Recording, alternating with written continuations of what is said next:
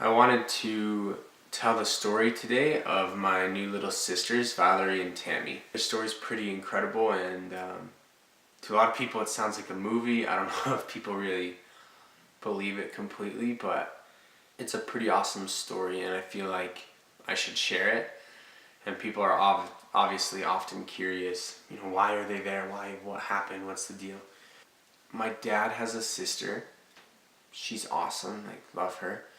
And she married this man, and he's a good man. And he ran a trucking business in a city that's pretty near to us, about half an hour away. They had 7 kids. So obviously that was kind of a big deal, And one day they just kind of came out and told us that they were going to be moving to Oklahoma. So we're going to pack up all our stuff and leave. And so that's what they did. And that was really hard, especially for my grandmother. Because my grandma is a person who is very loving, very tender-hearted, and for her to have all her grandchildren leave, I'm sure was difficult. And not only that, her and my aunt are very close. They would always talk on the phone, and we're always in contact with one another. After a while, they ended up moving again, and they moved into Texas, and they ended up bouncing around a couple times to a few different places. But anyways, there was one Christmas when they decided to come back to Idaho for Christmas. And so they come around the beginning of December. And we were like, okay, they're gonna make a pretty good trip out of this. And finally February comes, and they're still just living in my grandparents' house with them. My grandparents essentially said, all right, you gotta get on out of here. And it was really strange because, one, the kids hadn't been to school in 2 months. And they were just there, not doing anything. It's not like they were looking for work or wanting to move back, even seeing old friends. They were just there. Shortly after, all contact with them just kind of falls off the face of the earth. Phone numbers are gone, disconnected, or they don't answer. Facebook, nothing. We just completely lose contact with them. Just everything's gone. My grandpa received a phone call, and it was from the FBI. They told him that his daughter and her husband were wanted by the FBI, and that they had this series of crimes that they had committed, and they were calling to see if they knew where they were, if my grandparents knew where they were, where they'd been, or whatever. They came here to Idaho, and they were just hiding out. This was just a hideout for them. So they spent a couple months here and just laid low, no worries, whatever. Turns out that my aunt and uncle had essentially, with their business, created a bunch of contracts, and then they faulted on the contracts. So they would set up a contract with someone for, whatever, to do this service, to provide this service. And then they'd fault on the contract, take the money, and run. So they ended up stealing, in the end, I think millions of dollars. And so it's kind of a big deal. They were wanted by the FBI in a couple states. And they finally ended up in Texas. And we remember hearing that the FBI went to raid this warehouse because they'd been living in this warehouse. And the whole warehouse was empty. FBI shows up, nothing. They're just gone. Well, this is where the story kind of gets crazy. They decided to buy a sailboat. They were going to leave the United States. I don't think that they knew much about sailing. They're somewhere in Texas, and they load all their stuff onto this big boat, and they set out. They leave, they get out of the country, and they're going out, and there's apparently a bad storm that night. And so with sailboats, when it's stormy, it's better to continue out to sea, but instead they came back. So they ended up capsizing this boat, and they sunk it right there in the harbor of this town in Texas. And my little sister, Valery, she actually ended up drowning during this whole thing. The emergency workers there were able to resuscitate her, and she was taken to a hospital and admitted to the hospital overnight.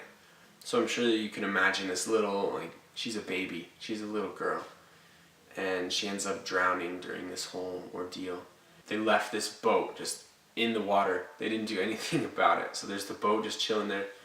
People were there, the rescue workers, they were like, we'll contact the insurance, the police, we'll file a report, like whatever else, we can do everything. My aunt and uncle were just like, no, like it's cool, just leave it, like whatever. And they just left, just gone. And they buy another boat. And they leave and they make it to the Bahamas. They end up getting caught. I think it was in January. So I had just left for my mission. I think it was in January. And they ended up being seen by some American family who was on vacation in the Bahamas and recognized the family from the news. So my aunt and uncle were then arrested in the Bahamas, or they were taken in the Bahamas and taken back to Miami, Florida, where they could be arrested back on American soil. Instantly, all of the children became property of, like, I guess, the rights of the state of Florida.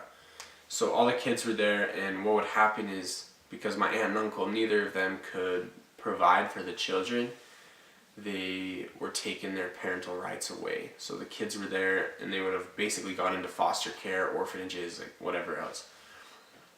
Trials start to happen, different things, and my family decided that it would be best if they would take the kids. So my grandparents, they took the oldest girl.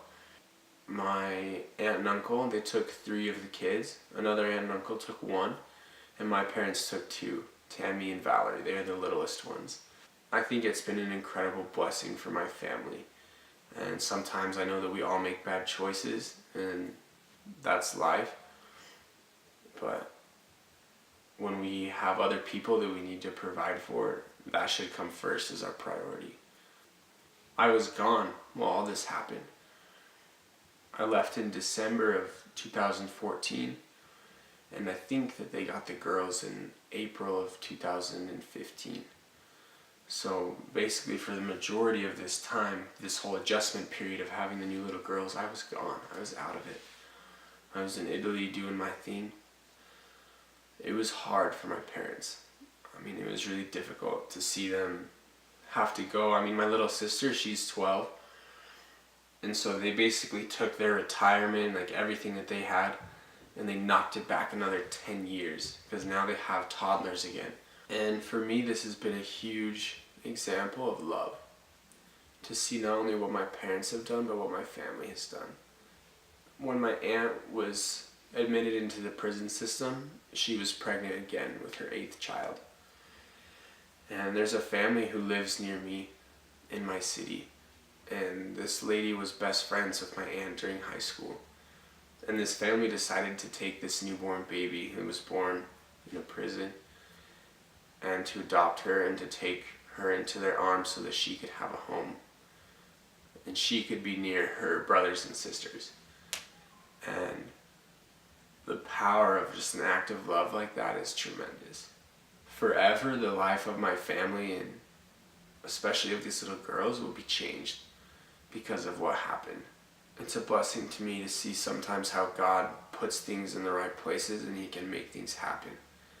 And it's beautiful now that these brothers and sisters from such a big family that was split up and broken are so close to each other, and they're able to see one another and hang out with each other and be friends and grow up together like they should be able to.